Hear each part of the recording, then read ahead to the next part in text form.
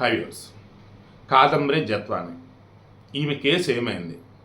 ఈ కేసు సంబంధించి ఆల్రెడీ మనం గతంలో కొన్ని డిస్కస్ చేశాం కదా. అత్యంత కీలకమైన ఇప్పుడు బయటపడింది. ఎంత దారుణం అంటే జగన్మోహన్ రెడ్డి వల్ల అయ్యా వైఎస్ రాజశేఖర రెడ్డి వల్ల ఐఏఎస్ జైలు పాలయ్యారు. కొడుకు జగన్మోహన్ రెడ్డి వల్ల ఇప్పుడు ఐపీఎస్ జైలు పాలు కాబోతా ఉన్నారు. నిజమే, ఈ అయ్యా కొడుకుల వల్ల రాష్ట్రం సర్వనాశనం అవటమే కాదు, ఈ వాళ్ళని నమ్ముకున్నటువంటి ఐఏఎస్లు ఐపీఎస్ జీవితాలు సర్వనాశనం. డైరెక్ట్ పాయింట్కి వస్తున్నాం.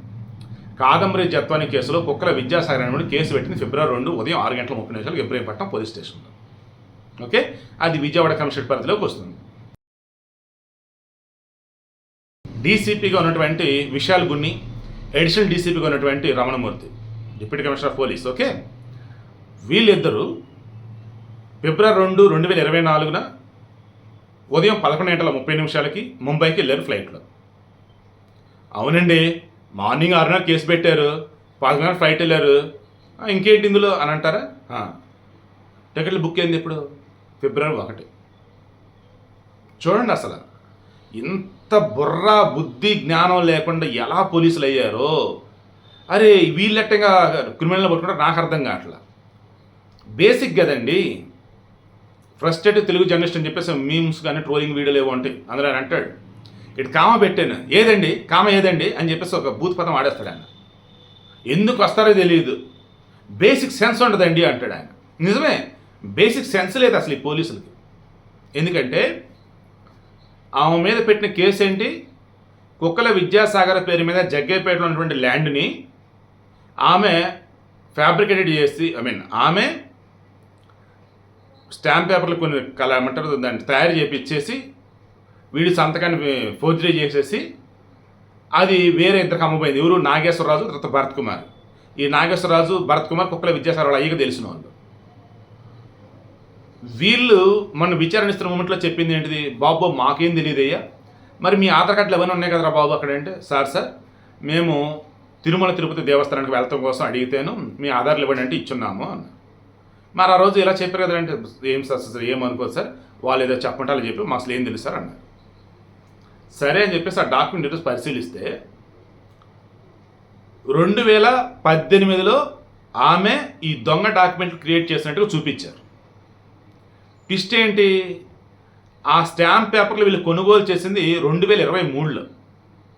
2023లో కొనుగోలు చేసిన స్టాంప్ పేపర్లని 2018లో రెడీ అయిన స్టాంప్ పేపర్లుగా నమ్మించారు. సరే, అందులో కాదంబరి జత్వాని ఇంటి అడ్రస్ పెట్టారు. 2018లో ఆమె లేదు అక్కడ. 2020లో ఆ ఇల్లు కొంది ఆమె, అక్కడ దొరికిపోయారు.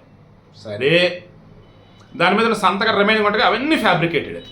కాదంబరి జత్వాని సంతకాలు కానీ రిమైనింగ్ ఏవి కూడా నిజంగా మొత్తం ఫ్యాబ్రికేటెడ్. స్టాంప్ పేపర్ దగ్గర అడ్డంగా దొరికారు అనుకున్నారు.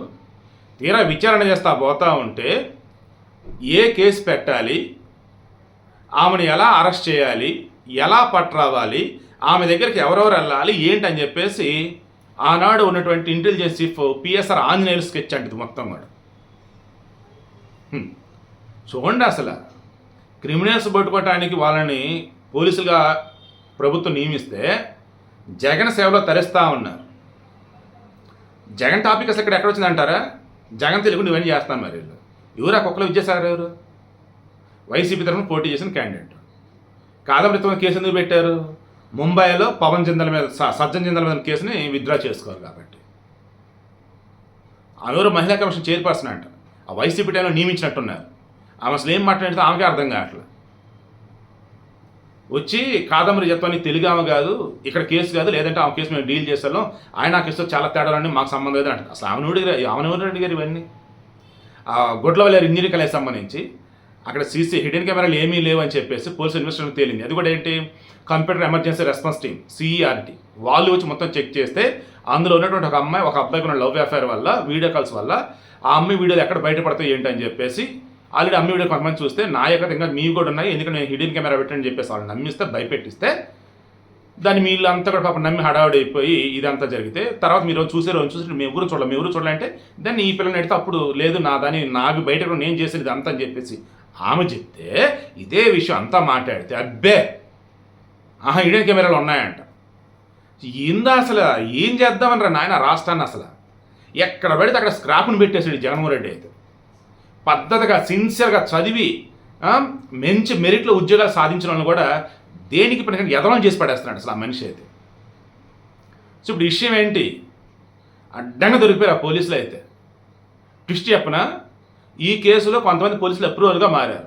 బాబు మా ఉద్యోగాలు తీయదు, మా పెళ్ళాం బిడ్డలు ఉన్నారు, గత్యంతరం లేక ఆ జగన్మోహన్ రెడ్డి తట్టుగా లేక టార్చరు, మేము ఈ కేసులో ఇన్వాల్వ్ అయ్యని చెప్పేసి చాలామంది ఒప్పుకొని నిజాలు మొత్తం చెప్పారు. అప్పుడు ఇవన్నీ బయటకు వస్తూ ఉన్నాయి. టికెట్లు ఎప్పుడు బుక్ చేశారు, ఆ స్టాంప్ పేపర్ల కథ ఏంటి, అసలు ఇందులో ఎవరు ఇన్వాల్వ్ అయ్యి ఉన్నారు ఏందని చెప్పేసి. ఒక ఆడపిల్లనండి ఇంత ఘోరంగా టార్చర్ పెడతారా? మొన్న ఆమె హైకోర్టులో క్వాష్ పిటిషన్ ఉంది కదా, దానికి సంబంధించి కుక్కల విజయసాయి గారు వెళ్ళి ఏం చేశాడండి, ఆమె బ్యాంక్ అకౌంట్లు ఏవైతే ఫ్రీజ్ చేస్తారో అవి రిలీజ్ చేద్దాం, అలాగే ఉంచండి.